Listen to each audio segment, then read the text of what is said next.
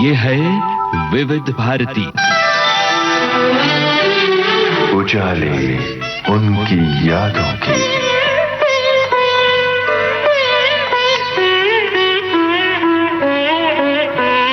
उजाले उनकी यादों की।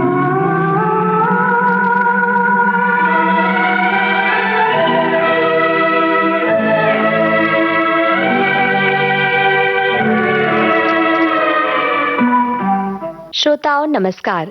उजाले उनकी यादों के इस कार्यक्रम में आपका स्वागत है। फिल्मी पर्दे पर अनगिनत किरदार नजर आते हैं।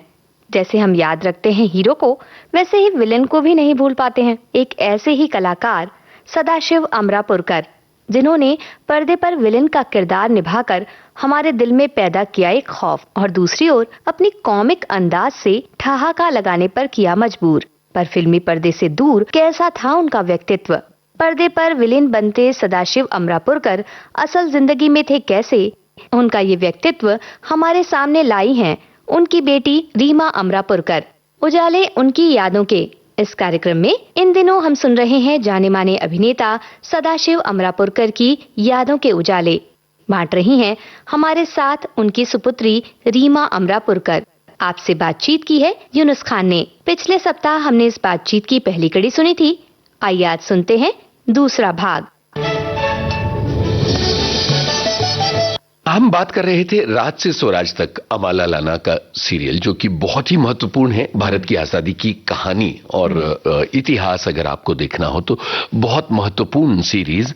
लेकिन इसके साथ साथ जो जिक्र निकला वो श्याम बाबू का निकला, क्योंकि बहुत ही महत्वपूर्ण रोल मिला था सदाशिव जी को भारत एक खोज में। उसके बारे में बताइए। हाँ, वो रोल था महात्मा फुले, महात्मा ज्योतिबा फुले।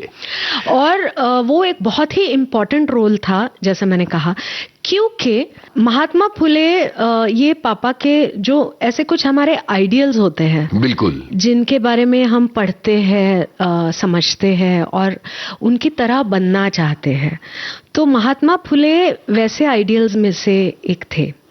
शाहू फुले अंबेडकर, ये तीनों नाम महाराष्ट्र में काफी लिए जाते हैं।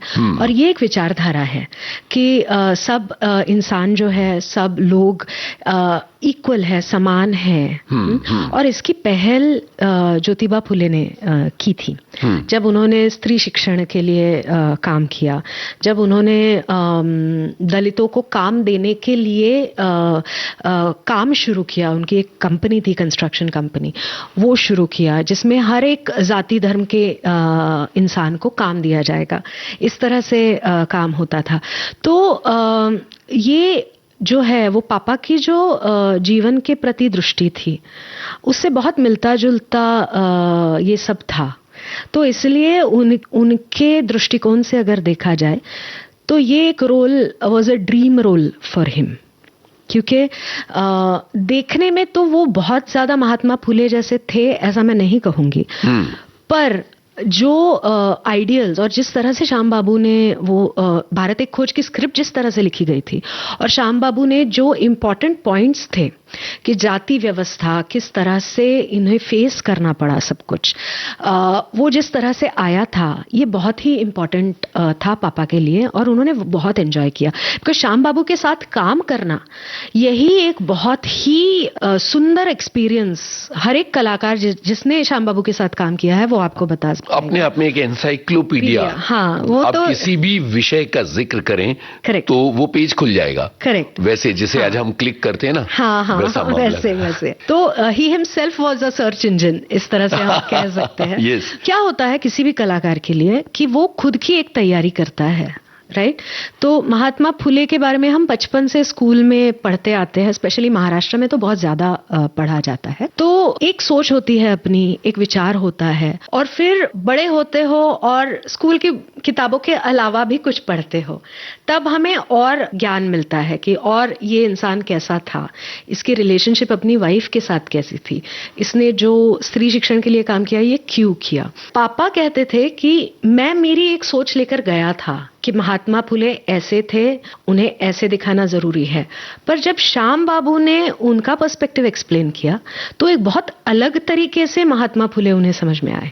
तब तक के जो महात्मा फुले पापा को समझ में आए थे वो महाराष्ट्र और महाराष्ट्र के रेफरेंस से समझ में आए थे। और जब भारत एक खोज में पापा ने वो रोल किया और श्याम बाबू ने उन्हें एक्सप्लेन किया कि महात्मा फुले की जगह भारत के इतिहास में, पूरे इतिहास में क्या है, उस समय पापा को ये समझ में आया कि नहीं, ये महात्मा फुले, हम लोग भले ही उनको लिमिट करते हैं महाराष्ट्र तक, पर he is a national hero.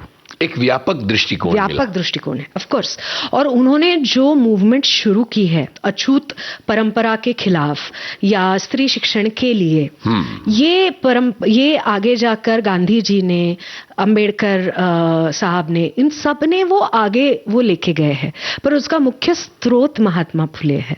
तो ये जब पापा को समझ में आया तब बहुत ही प्राइड वाला वो मोमेंट था कि मैं महात्मा फुले कर रहा हूँ और श्याम बाबू के साथ कर रहा हूँ। और उस वक्त भारत एक खोज एक ऐसी सीरियल थी जिन्हें याद होगा कि हर रविवार को लोग बैठे रहते थे कि अभी नेक्स्ट एपिसोड आएगा, और पूरे देश के सबसे बेहतरीन कलाकार उस समय उस प्रोजेक्ट में इन्वॉल्व थे। बिल्कुल। और बिकॉज अगेन श्याम बाबू थे तो इसलिए श्याम बाबू ने एक एक चुन कर कलाकार उसमें लिए हुए थे। तो it was a very enriching experience, ऐसा मैं कहूंगी। जैसे मैंने कहा कि लोकमान्य तिलक का तो वो उनका एक जुनून था कि अभी मैं करके दिखाऊंगा, पर महात्मा फुले का जब उन्होंने कैरेक्टर किया तब और थोड़ा आगे आ चुके थे जिंदगी में, थोड़ी मैच्योरिटी और आ गई थी, और श्याम बाबू के निर्देशन में वो करना बहुत ही सुंदर अनुभव था। और उसके बाद जिस तरह से उन्होंने लिटरेचर, दलित लिटरेचर जिसे हम कहते हैं मराठी में, वो पढ़ा, उसके बारे में उनकी सेंसिटिविटी है, उनकी जो समझ है वो जिस तरह से डेवलप होती गई, और फिर उसके बाद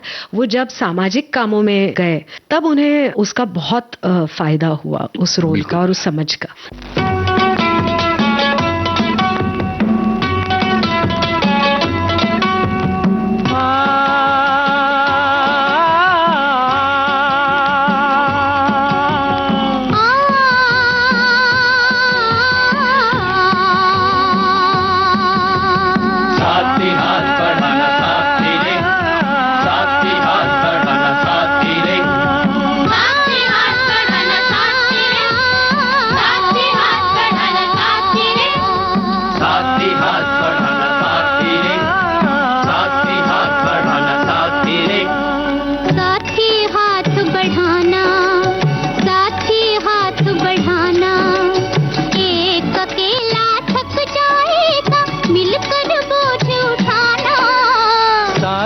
हाथ बढ़ाना, साथी हाथ बढ़ाना, एक अकेला थक जाएगा मिलकर बोझ उठाना। साथी हाथ बढ़ाना, साथी हाथ बढ़ाना साथी रे, साथी हाथ बढ़ाना साथी रे, साथी हाथ बढ़ाना साथी रे।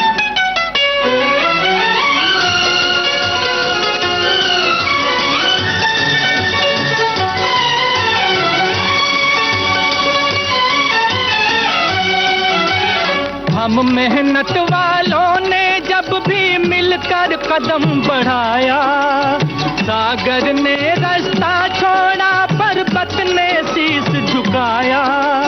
फौलादी है सीने अपने, फौलादी है बाहें, फौलादी है सीने अपने, फौलादी है बाहें।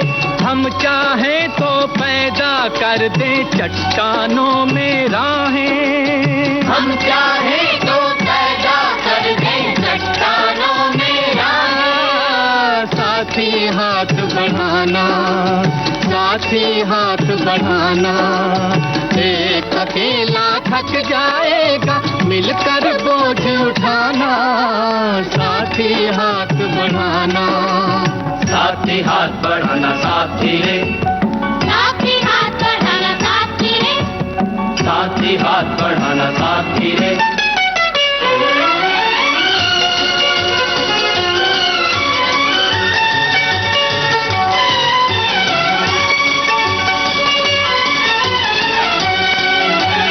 मेहनत अपने लेख की रेखा, मेहनत से क्या डरना, कल दिल गैरों की खातिर की आज अपनी खातिर करना।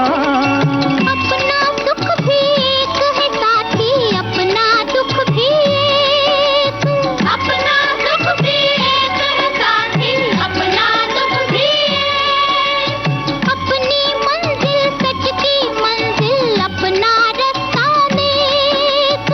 अपनी मंजिल सच की मंजिल, अपना रास्ता नेक। साथी हाथ बढ़ाना, साथी हाथ बढ़ाना, एक अकेला थक जाएगा मिलकर बोझ उठाना। साथी हाथ बढ़ाना, साथी हाथ बढ़ाना साथी रे, साथी हाथ बढ़ाना साथी रे, साथी हाथ बढ़ाना साथी रे।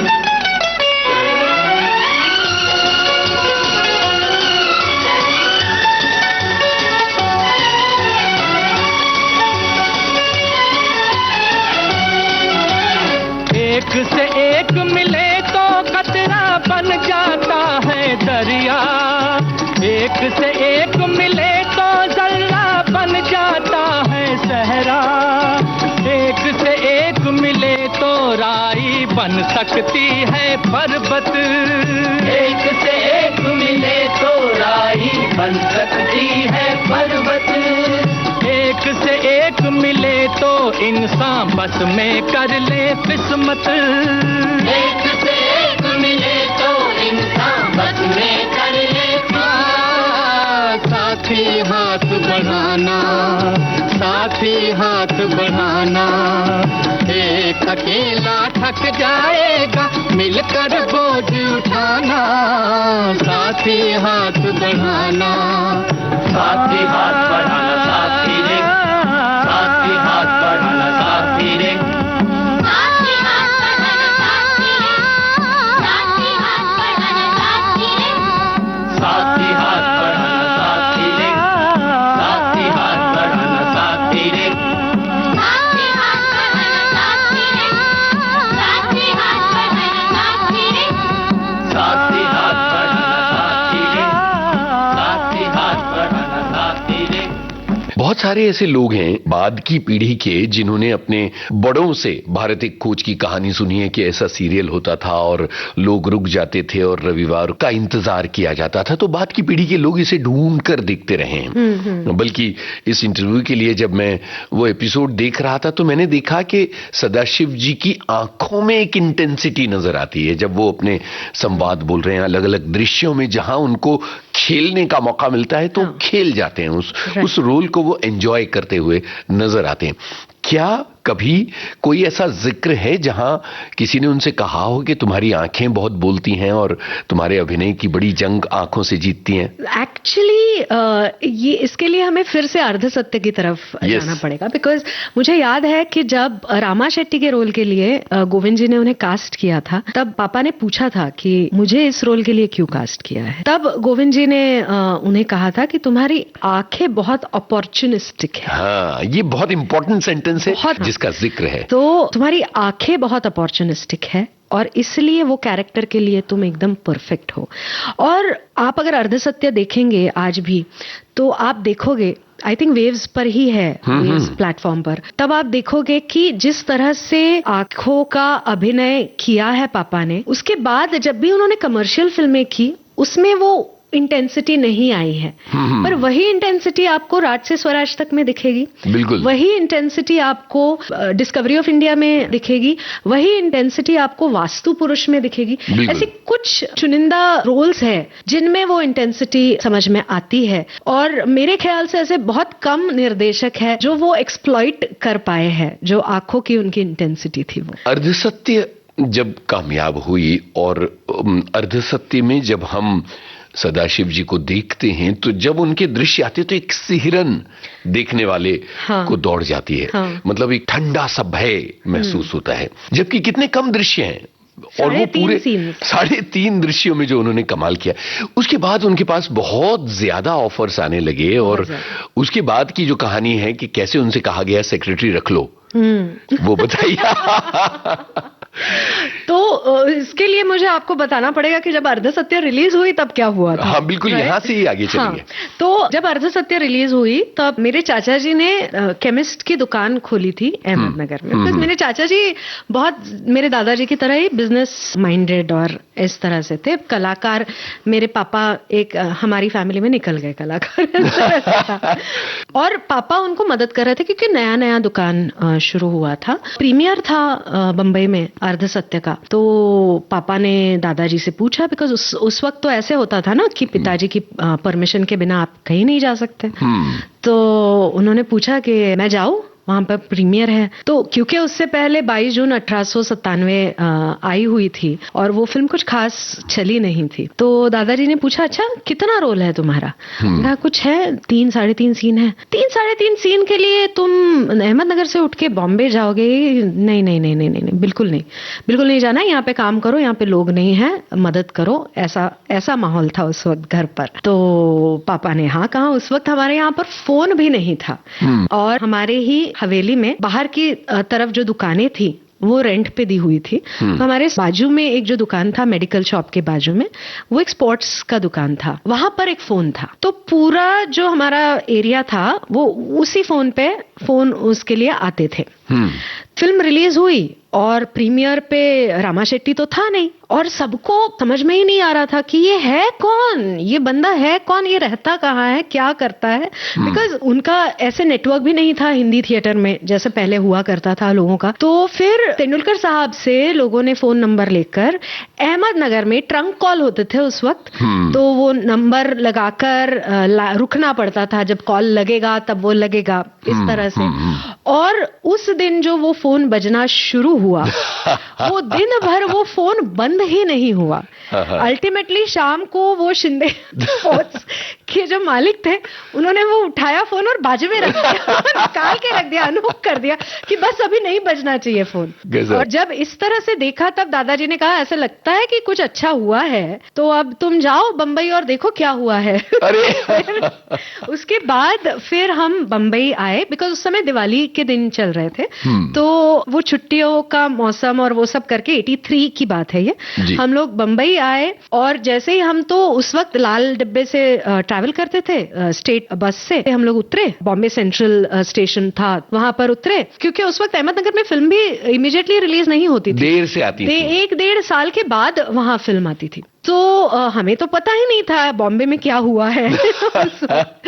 तो हम लोग उतरे और जैसे ही टैक्सी वालों ने पापा को देखा, रामा शेट्टी रामा शेट्टी रामा शेट्टी, और इतनी हड़बड़ी और झुंड वहां पर आ गई कि हमें पता ही नहीं चला कि क्या हो रहा है। वाह वाह। फिर एक सरदार जी ने पापा को कहा कि अरे भाई तुम टेंशन मत लो, चलो चलो चलो चलो। और उन्होंने हमारा सामान उठाया, टैक्सी में डाला हम सबको, वरना हम लोग गिर जाते। हम लोग ट्रेन से घर जाने वाले लोग थे कि अभी बस से उतरे हैं, ट्रेन पकड़ेंगे, घर जाएंगे, इस तरह से। नहीं बैठो तुम टैक्सी में, ये वो करके फिर वो हम लोग गए। अंधेरी में किराए का घर जो था वहां पर तारा, पापा पैसे देने लगे टैक्सी के, तो नहीं रामा शेट्टी से पैसे नहीं दे सकता मैं। और हमें समझ में ही नहीं आ रहा था कि ये क्या हो क्या रहा है। बिल्कुल, सोचिए कि हम किस जमाने में ये बात कर रहे हैं, जबकि फिल्म के प्रीमियर के बाद रीलें चल पड़ती हैं और रातों रात बंदा स्टार बन जाता है और कोने कोने में खबर फैल जाती है। और यहाँ अहमदनगर में पता ही नहीं है कि बंबई में क्या धमाका हो चुका है। वाह। उस वक्त फिर ऐसा हुआ था कि हमारे घर पे जब हम पहुंचे तो वहां पर किराए का घर था, पर लोगों को पता चल गया था कि यहाँ पर ये रहते हैं। अगेन हमारे जो नेबर थे उनके पास फोन था, तो उनका फोन बजता था। हमारे घर पे फोन ही नहीं था, हमारे घर पे उस वक्त टीवी भी नहीं था एक्चुअली। इसलिए फिर उन्होंने अल्टीमेटली हमें कहा, पवार साहब करके थे, कि भाई अभी तुम एक फोन ले लो। इतने फोन आ रहे हैं, इतने फोन आने लगे। मेरे ख्याल से उस समय जो टेलीफोन कंपनी थी उसमें नंबर लगाना पड़ता था, 6-6, 7-7 महीना, 1-1 साल फोन आने में लग जाता था। पर बिकॉज रामा शेट्टी के लिए वो था इसलिए रातों रात हमारे घर पे उस वक्त फोन आ गया था। मुझे याद है कि अल्टीमेटली तेंदुलकर साहब ने ही पापा से कहा था कि देखो सदाशिव, अभी तुम इतने ये हो चुके हो कि तुम अभी खुद बात नहीं कर सकते प्रोड्यूसर्स से, यू नीड अ मैनेजर। और फिर उन्होंने एक सेक्रेटरी उनको रिकमेंड किया था और फिर पापा ने वो सेक्रेटरी रखा था। और मुझे याद है एक हफ्ते में उस समय पापा ने 200 फिल्में साइन की थी। अरे बाप रे, इतना आदमी एक जीवन काल में करता है एक्चुअली। तो एक हफ्ते में 200 फिल्में उन्होंने साइन करी थी, जो आगे 8-10 साल तक उनका काम उसी में चल रहा था। गजब। मैंने ये भी बात पढ़ी है कि चूंकि थिएटर की दुनिया से आए थे और एक सीधे साधे व्यक्ति थे, तो उन्हें मुंबई के फिल्म जगत की तिकड़म नहीं पता थी कि कैसे अपना रेट तय करना है, कितने पैसे मांगने हैं। और वो शुरुआती जो दौर था वो इसी तरह का दौर था जब उन्हें खुद अपना ही मोल नहीं पता था। मैं तो कहती हूँ पापा को अंत तक खुद का मोल नहीं पता था। मैं ये इसलिए कहती हूँ क्योंकि वो बिल्कुल अंदर बाहर से एक कलाकार थे। जैसा मैंने पहले कहा था कि भोला सांब, जो मराठी में कहा जाता है कि जिसे दुनियादारी से कोई लेना देना नहीं होता, वैसी ही उनकी ये थी। उस वक्त भी he used to depend on his secretary कि भाई तू डिसाइड कर कितना लेना है, किससे कितना लेना है। एग्जैक्टली। पर उसमें भी उनका ये होता था कि भाई ये रोल के लिए एक पैसा भी नहीं मिला फिर भी मैं ये करूंगा। हालांकि he was a big star उस वक्त, लेकिन वो आखिर तक उनका था। कुछ लोगों के लिए, कुछ प्रोग्राम्स के लिए वो कहते थे कि मैं अवेलेबल हूँ, तुम बताओ तुम्हें कब की डेट चाहिए। फिर भले ही वहां पर काम अगर मेरा छूटता है दूसरा तो कोई प्रॉब्लम नहीं। तो वो बिल्कुल कलाकार थे और एंड तक उन्होंने कभी पैसों के मामले में और इसमें ध्यान ही नहीं दिया। जो पैसा आना शुरू हुआ तो लकीली मम्मी को उसका सेंस था कि इन्वेस्टमेंट कैसे करनी है, मैनेजमेंट कैसे करनी है पैसों की, इसलिए उन्होंने वो किया। इसलिए आज तक हम लोग सही सलामत है। वरना पापा को उनका खुद का भी मोल पता नहीं था। मुझे नहीं लगता टिल द एंड उन्होंने खुद की जो वैल्यूएशन की थी, बहुत ज्यादा मांग सकते थे पर उन्होंने मांगा नहीं कभी, बिकॉज पैसा ये उनके लिए प्रायोरिटी ही नहीं थी। उनके लिए प्रायोरिटी थी कि मैं काम करता रहूं, मैं एक्टिंग करता रहूं, मैं लोगों से मिलता रहूं, मैं लोगों के लिए कुछ करता रहूं। तो टेक्निकली क्या था, बिकॉज पापा ने फिल्म इंडस्ट्री को घर से बाहर रखा हुआ था। हमारे घर पे बहुत ज्यादा फिल्मी लोग नहीं आते थे, तो इसलिए उनकी उस वक्त क्या प्रोसेस थी, वो रेट किस तरह से डिसाइड होता था, फिल्म की फीस क्या डिसाइड होती थी, ये प्रोसेस के बारे में मैं आपको नहीं बता पाऊंगी। पर जब मैं फिल्म इंडस्ट्री में काम करने लगी तब मुझे समझ में आया कि पापा ने तो खुद को बहुत अंडर वैल्यू कर रखा है। अरे सत्य की बात, जब वो बिजी हो रहे थे लगातार, तो जाहिर है कि वो एक थिएटर की धारा पीछे छूटती चली जा रही थी। जाहिर है कि इस बात की एक तकलीफ, एक खालीपन उनके मन में रहा होगा। उसका कभी उन्होंने जिक्र किया कि कैसे थिएटर का हाथ छूटता जा रहा है? हाँ, पर उनका थिएटर का हाथ भले ही दूर गया हो उनसे, पर छूटा कभी नहीं था। हाँ। ये मैं इसलिए कहती हूँ क्योंकि उनके दोस्त, जिन लोगों के साथ उनकी उठन बैठन होती थी, वो सारे या तो थिएटर के होते थे या तो समाज सेवक होते थे। तो उनका जो स्ट्रक्चर था, जिस तरह से वो बने हुए थे, उसमें ही थिएटर था। तो उनके जो कॉलेज के दौरान जिन लोगों के साथ वो थिएटर करते थे, जिन लोगों के साथ रिहर्सल्स करते थे, उनका जो ग्रुप था, वो उनका ग्रुप आखिर तक था। तो इसलिए थिएटर कभी उनसे छूटा नहीं था एक्चुअली। और उन्होंने थिएटर किया, नहीं किया ऐसी भी बात नहीं है। उन्होंने एक प्ले किया था अकस्मात मीना कुलकर्णी के साथ, जो सुपर हिट था। और ये मैं बात कर रही हूँ 91-92 की, जब वो बहुत बड़े स्टार बन चुके थे। बड़े स्टार थे, सड़क से थोड़ा सा ही पहले, तो या आफ्टर सड़क आई थिंक। तो उस वक्त भी उन्होंने वो प्ले किया हुआ था, बिकॉज वो कैरेक्टर ऐसा था कि it needed a performance and it was challenging. तो अगर चैलेंजिंग है तो वो करने के लिए तैयार थे। क्योंकि क्या होता है, एक बार आप स्टार बन जाते हो तो थिएटर वाले हो या फिल्म वाले हो, ये आपका स्टारडम एनकैश करने के लिए ही ज्यादा आपके पास आते हैं। बिल्कुल। और वैसे ही रोल आपको ऑफर किए जाते हैं। काफी सारे कलाकारों के साथ ये ट्रेजेडी हुई है पापा भी उससे छूटे नहीं हैं। पर उन्होंने वो प्ले किया था क्योंकि उनके जो दोस्त थे सुरेश चिखले, उन्होंने वो लिखा हुआ प्ले था और वो प्ले बहुत ज्यादा चला। उसके लगभग आई थिंक 1.5 साल उन्होंने उसके शोज किए।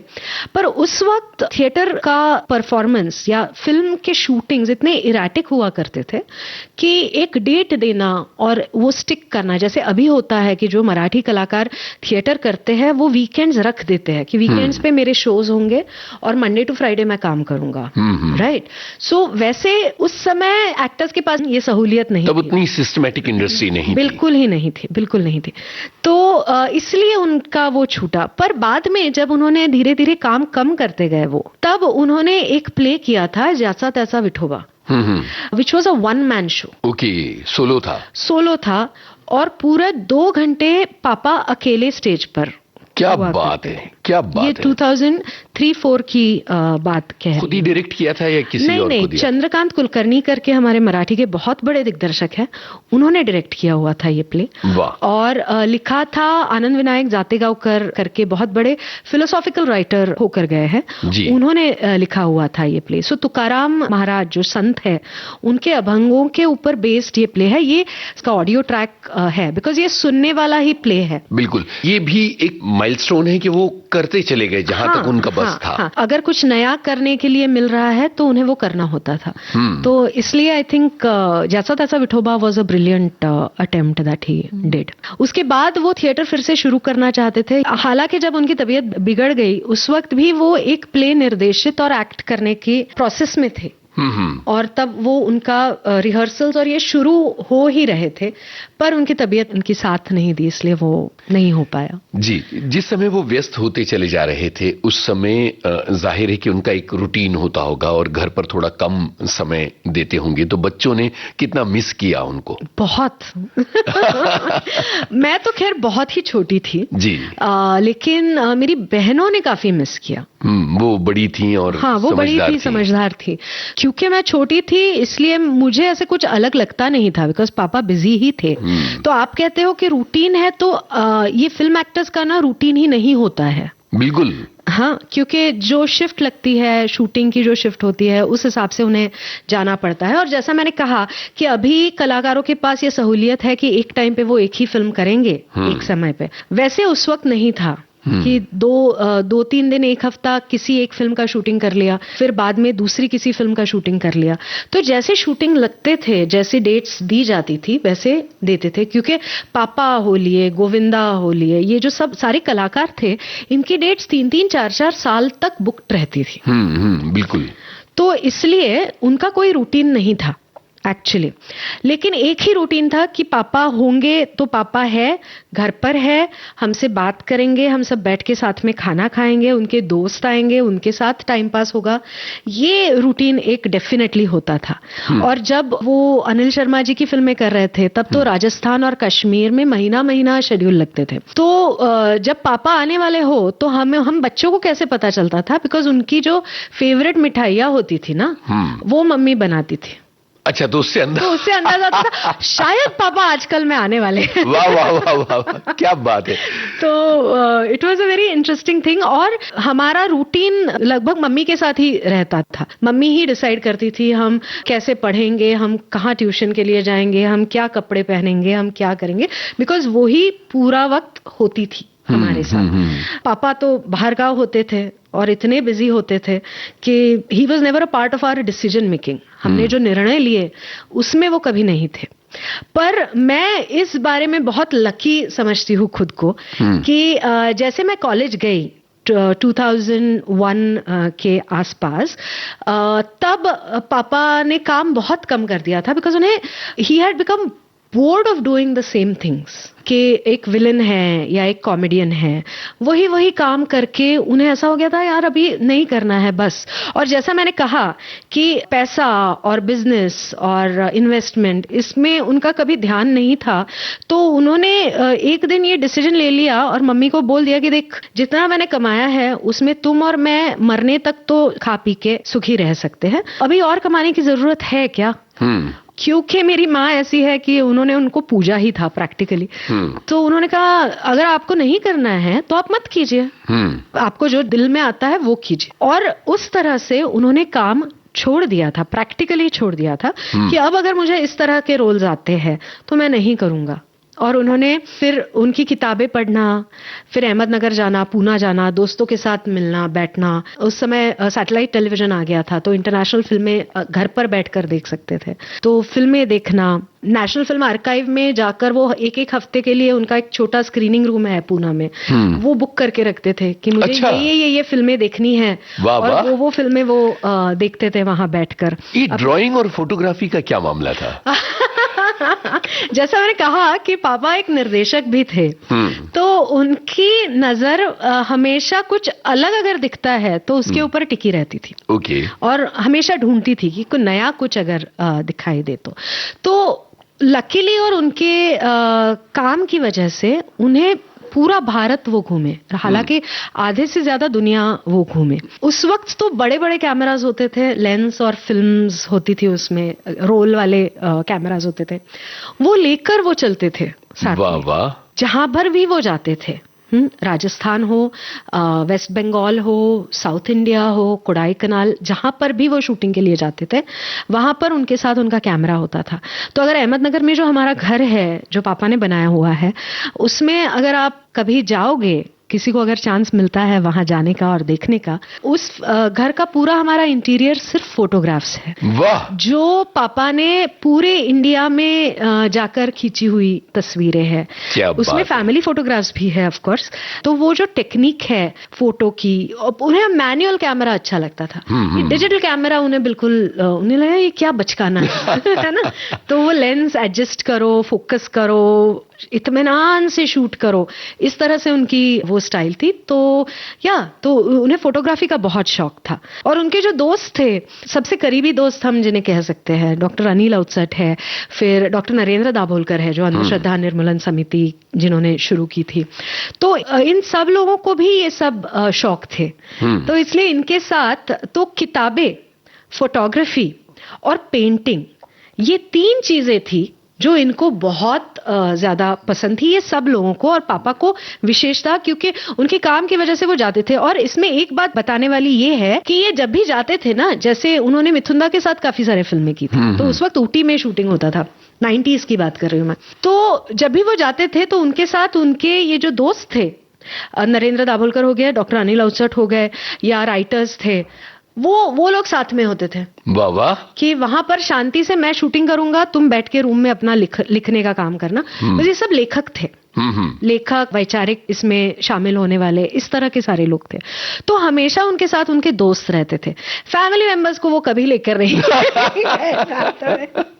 वाह वाह। बिल्कुल डे 1 से, जैसे याद है, जो लोग मम्मी की किताब पढ़ेंगे, अभी उसका अंग्रेजी ट्रांसलेशन भी आएगा, मेरी बहन ही कर रही है, तो जब पढ़ेंगे तब उन्हें समझ में आएगा कि बचपन से लेकर आज तक, मतलब अभी भी टिल हिज लास्ट, उनके आजू बाजू हमेशा उनके दोस्त हुआ करते थे। जब वो बिल्कुल छोटे थे, तब मेरे दादाजी की ईट बनाने का जो कारखाना होता है वो था, और वहीं पर एक साइड में छोटा सा घर बनाकर दादाजी, दादी और पापा सब लोग रहते थे। और वहां पर जो कामगार होते थे उनके रहने के लिए भी वहां पर रूम्स बनाए हुए थे। तो उन सारे कामगारों के बच्चों को लेकर पापा घर पर आते थे और दादी से कहते थे कि इन सबको भी दो, वाह वाह। मैं इनके साथ बैठ के खाऊंगा। तो दादी कहती थी कि चलो ठीक है, इसी बहाने खा लेगा। सबको खिलाते थे। हाँ। और मुझे जब से याद है बचपन से, तब से हमारे घर पे एक भी दिन ऐसा नहीं, मतलब पापा भले ही शूटिंग के लिए गए हो, पर उनके दोस्त बॉम्बे में किसी काम से आते थे, तो वो अहमदनगर का कोई भी आदमी अगर बॉम्बे आता था तो हमारा घर उनका खुद का घर होता था। वाह वाह वाह। हाँ, तो एक भी दिन ऐसा नहीं है कि हम सिर्फ मैं, मेरी माँ, मेरी बहनें और पिताजी इतने ही घर पर है, ऐसा एक भी दिन आज तक मुझे याद नहीं है। हमेशा कोई ना कोई होता था। या तो वो कोई लेखक होता था, कोई नया कलाकार होता था, या उनका कॉलेज का दोस्त होता था, या कोई समाज सेवक होता था, या कोई ऐसा होता था जिसका कोई काम है, जिसे कोई परमिशन चाहिए, कोई है जो कुछ करने की कोशिश कर रहा है, नया काम, जिसे भी बंबई में आकर कुछ मदद की जरूरत चाहिए होती थी, हमारा घर उन सब के लिए खुला होता था। क्या बात है, इतनी शिद्दत से हम उन दिनों को याद करें जब वो बिजी थे, तो मुझे लगता है यहाँ बख्शी साहब का एक गाना आना चाहिए, तकदीर फिल्म का, पापा जल्दी आ जाना, सात समुंदर पार से। श्योर। ये गाना सुनते हैं।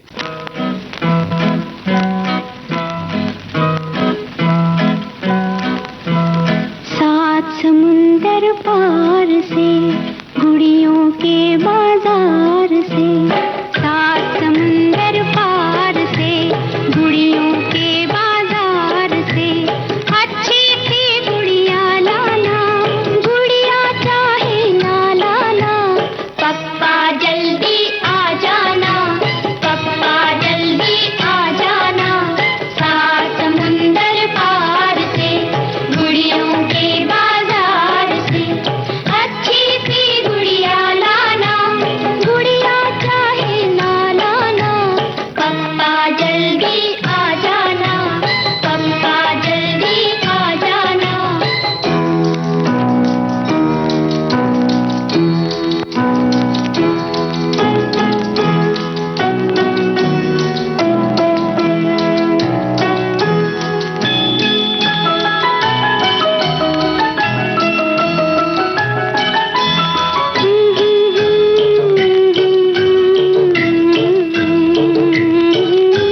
लल्लल्ला लल्लल्ला ला ला ला, तुम परदेस गए जब से, बस ये हाल हुआ तब से, दिल दीवाना लगता है, घर वीराना लगता है, झिलमिल चांद सितारों ने, दरवाजों दीवारों ने, सबने पूछा है हमसे, कब जी छूटेगा हमसे, कब जी छूटेगा हमसे, कब होगा उनका आना, पप्पा जल्दी आ जाना, पप्पा जल्दी आ जाना।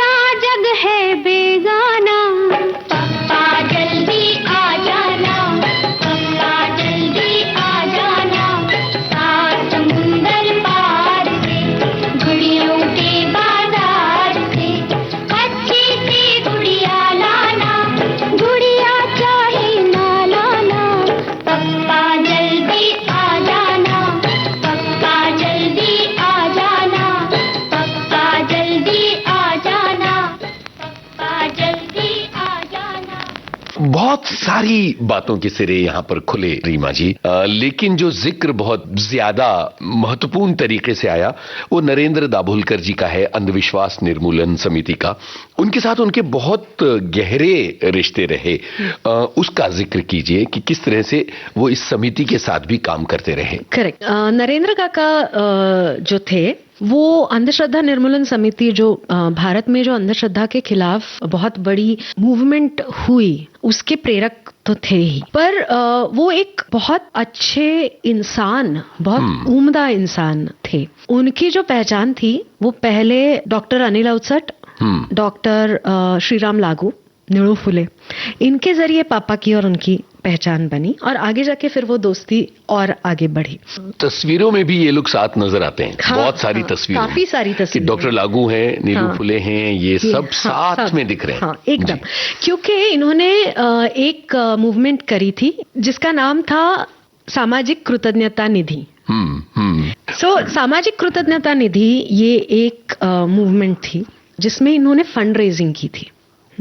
लगनाची बेडी करके एक प्ले था जिसमें पापा, निळू फुले, डॉक्टर लागू, तनुजा, एक्ट्रेस तनुजा, सुहास जोशी, रोहिणी हट्टंगडी, ऐसे सब बड़े बड़े बड़े बड़े कलाकार, और इन्होंने पूरे महाराष्ट्र में घूमकर निधि जमा किया हुआ था। नाटक करके जिसका जिक्र आता है कि बड़ा तूफानी दौरा किया। एग्जैक्टली।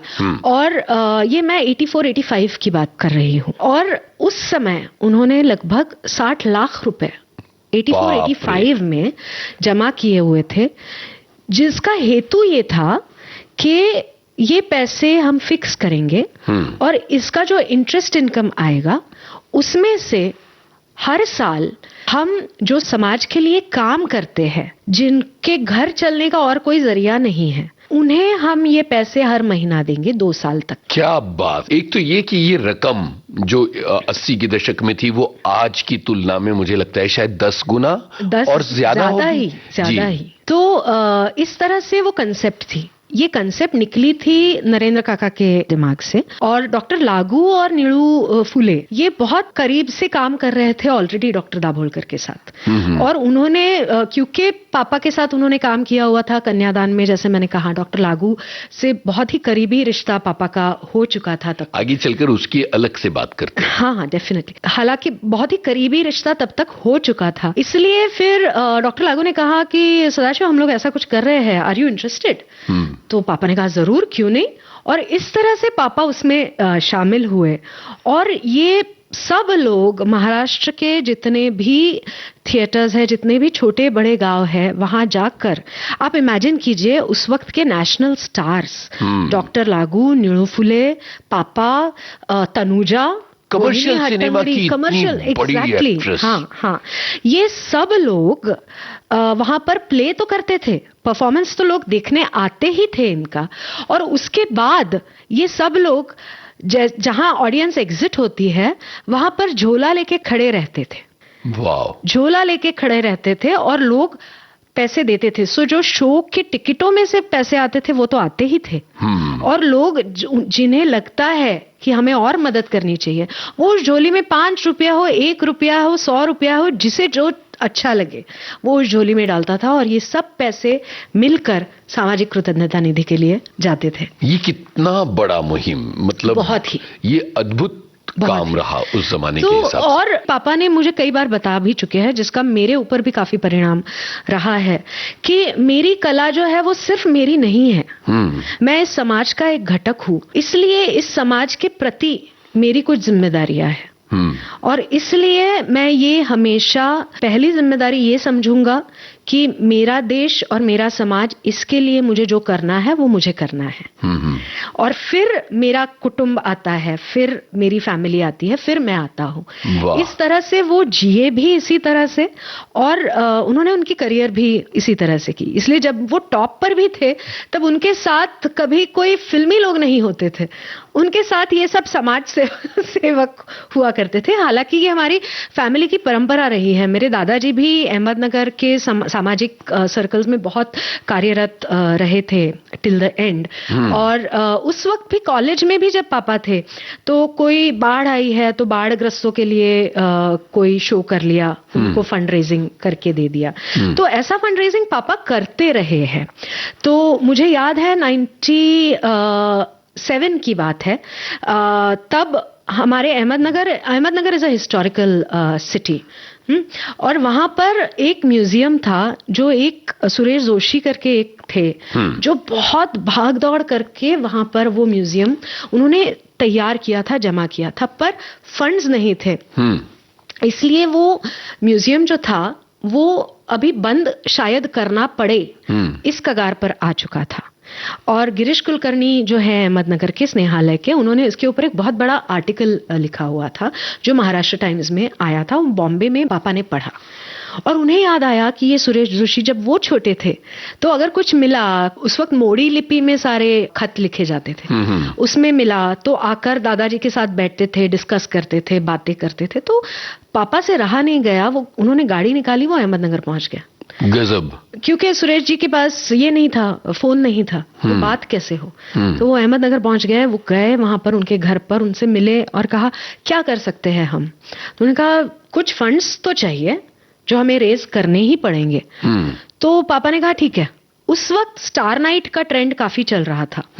तो उन्होंने अहमदनगर में, बिकॉज पापा का कहना था कि ये हमारे शहर की धरोहर है और इसके लिए हमारे शहर ने ही कंट्रीब्यूट करना चाहिए। क्या बात है।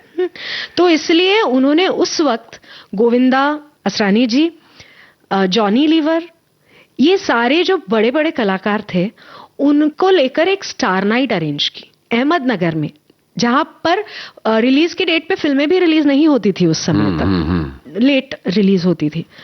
उन्होंने एक स्टार नाइट अरेंज की जिस एक रात में, ये मैं 97 की बात कर रही हूं, एक रात में 26 लाख रुपया खड़ा किया गया फॉर द म्यूजियम। और ये बहुत बड़ी बात है और आज भी वो म्यूजियम खड़ा है और बहुत अच्छे से चल रहा है, बिकॉज लोगों को अभी उसका इम्पोर्टेंस समझ में आया है। तो कई बार ऐसे होता है, पापा भी ये कहते थे कि लोग भूल जाते हैं कि इम्पोर्टेंट क्या है, महत्व किस चीज को देना चाहिए।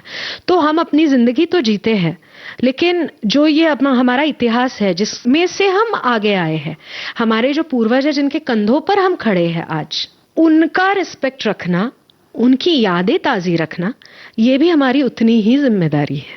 क्या बात है। तो इस तरह से वो करते रहे हैं। और हमेशा, मैंने ये मेरे किसी आर्टिकल में भी लिखा हुआ है, मुझे याद है कि जब भी कोई आता था, जैसा मैंने कहा कि हमारा घर तो खुला ही था सबके लिए, तो जब भी कोई आता था तो अच्छा क्या हुआ, क्या चाहिए, अच्छा आप ये संस्था चलाते हो, ठीक है, क्या आपको मदद की जरूरत है, तो कुछ परमिशन चाहिए तो सीएम साहब को फोन लगा लिया, दिल्ली में फोन लगा लिया, कुछ फाइनेंशियल चाहिए, अच्छा चलो तो मम्मी को बोल दिया, अच्छा नंदा चेकबुक लेके आ जाओ, चेक निकाल के दे दिया। और इसमें मुझे मजे की बात ये लगती है कि मम्मी ने भी कभी उन्हें पूछा नहीं कि आप अभी इन्हें क्यों दे रहे हो, 10,000 रुपए इन्हें किस लिए दिए। इट वॉज वेरी क्लियर कि उन्हें देना है, उन्होंने दे दिए, खत्म बात। वाह वाह। तो ये जो उनकी अंडरस्टैंडिंग थी ये बहुत जबरदस्त थी। और उन दोनों की वैल्यू सिस्टम सेम थी। जैसा मैंने कहा कि वो एक ही स्कूल में बड़े हुए, एक ही गांव में, उनके पिताजी आपस में अच्छे दोस्त थे, तो उनकी जो मूल्य जिसे हम कहते हैं मूल स्वभाव में जो वैल्यूज थी वो बिल्कुल एक जैसी थी। और आई थिंक इसी की वजह से वो एक दूसरे को इतने अच्छे से साथ भी दे पाए। It was a wonderful feeling. और ऐसे घर में बड़ा होना ये नसीब वालों का ही काम है। तो I am very lucky that कि इस घर में मैं बिल्कुल। चूंकि उनके सामाजिक सरोकारों की बात चल रही है तो यहाँ मुझे होली वाली एक घटना का जिक्र जरूरी लगता है। करेक्ट। वो बताएं। उस समय मैं पूना में थी, मेरी शादी रिसेंटली हुई थी और मुझे वहां पर फोन आया। प्रसन्न जोशी करके कॉरेस्पॉन्डेंट है मराठी में बहुत बड़े, उनका फोन आया और उन्होंने पूछा, रीमा ये सच है जो हम सुन रहे हैं? मैंने कहा क्या, मुझे कोई आइडिया नहीं था क्या हो रहा है। तो आपके पापा पर किसी ने हमला किया है? ऐसे क्या, मुझे पता ही नहीं था। और बात ये हुई थी कि उस समय नरेंद्र दाभोलकर, डॉक्टर अनिल अवचट, डॉक्टर लागू, इन सब के लिए काफी सारी धमकियां आने लगी थी, राइट। सो मुझे ऐसा लगा कि शायद वैसा ही कुछ हुआ हो, वी डोंट नो। मैंने कॉल किया मम्मी को कि क्या हुआ है ये वो। मम्मी ने कहा अभी नहीं, मैं तुम्हें बाद में फोन करती हूँ। लो, तो फिर मैंने मेरी बहन को कॉल किया। मेरी बहन बॉम्बे में ही, पास ही में उसका घर है, तो वो वहीं पर थी। तो उसने कहा इतना कुछ नहीं हुआ है, तुम आराम से बम्बई आ जाओ, फिर हम बात करते हैं। मैंने कहा ठीक है, नो प्रॉब्लम। तो फिर मैं बॉम्बे पहुंची।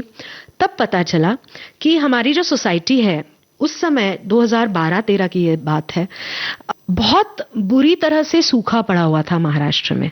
2-2 साल तक बारिश नहीं हुई थी। तो जो किसान थे वो अनाज नहीं उगा पा रहे थे, और पानी हफ्ते में 1 बार 2 घंटे के लिए पानी आ रहा था। इतना कम पानी लोगों को मिल रहा था छोटे गांव में, छोटे शहरों में। और यहाँ पर बम्बई में, बिकॉज हम बम्बई है, तो यहाँ पर किसी भी चीज की कमी नहीं होती। पानी 24 घंटे होता है, बिजली होती है 24 घंटे। तो हमारे सामने ही जो एक बिल्डिंग है, उसके आंगन में उन्होंने उस वक्त होली के लिए रेन डांस का माहौल तैयार किया था। तो 8-10 ऐसे शावर कंटिन्यूअसली 3-4 घंटे चल रहे थे वहां पर। और उस समय ऐसा था कि उस समय मैंने भी एक डॉक्यूमेंट्री करी थी सातारा डिस्ट्रिक्ट में, जो कैटल कैंप्स लगे हुए थे कि किसानों के पास पानी नहीं है, इसलिए वो उनके जानवरों को पानी नहीं पिला पा रहे हैं, इसलिए वो कैटल कैंप्स में रह रहे हैं। पापा ने भी वो कैंप विजिट किया हुआ था। तो इस तरह से हम लोग बहुत ज्यादा उस समय उस चीज के बारे में अवेयर थे। और मीडिया से कॉल आए, बिकॉज सारे कलाकारों ने उस वक्त, और महाराष्ट्र सरकार ने भी कहा था कि सूखी होली खेलनी है ये साल, पानी नहीं जाया करना है। बिकॉज अलग अलग चैनल्स के रिएक्शंस के लिए फोन आते थे, वैसा फोन आया पापा को कि आपका क्या कहना है सूखी होली। तो पापा ने, कैसी सूखी होली, मैं अभी देख रहा हूं मेरे सामने 3 घंटे से 10 शावर चालू है, जिसके नीचे लड़के लड़कियां नाच रहे हैं, सब लोग होली खेल रहे हैं, मजे चल रहे हैं यहाँ पर। तो यहाँ पर किसी को कुछ पड़ी नहीं है, महाराष्ट्र के किसानों का क्या होने वाला है। और ये पापा ने कहने के बाद इमीडिएटली ओबी वैन्स वहां पहुंची और उन्होंने वो कवर किया। तो पापा बिल्डिंग में से नीचे उतरे और एक रिपोर्टर उनके साथ था जो वो बातें रिकॉर्ड कर रहा था, और पापा दिखा रहे थे देखो किस तरह से ये चल रहा है वगैरह। वो बिल्डिंग के जो लोग थे उन्हें ये समझ में आया कि अरे ये कवर कर रहे हैं, न्यूज कवर हो रही है। तो उस वक्त वो सब दौड़ के हमारी बिल्डिंग में घुसे और उन्होंने वो कैमरा खींचा वो कॉरेस्पॉन्डेंट से। उस धक्का मुक्की में पापा को थोड़ा सा लग गया धक्का। उसका न्यूज में ऐसा हुआ कि उन पर हमला हुआ है, पर खैर वो बहुत दिनों तक वो बात चली, आगे उसकी कोर्ट केस हुई, सब हुआ, पर उनसे वो रहा नहीं गया। और पापा वैसे ही थे, वो झूठ नहीं बोल पाते थे, तो जो है वो बात वो मुंह पर कह के ये हो जाते थे। तो इसलिए उन्होंने वो इसको दिखाया, देखो पर ये क्या हो रहा है, इस तरह से उनका चल रहा था। वो किस्सा इस तरह से कुछ हुआ था। और किसानों के प्रति उनका जो सरोकार था वो यहाँ नजर आता है। हाँ, और क्योंकि मेरी दादी जो थी वो खुद एक किसान की बेटी थी।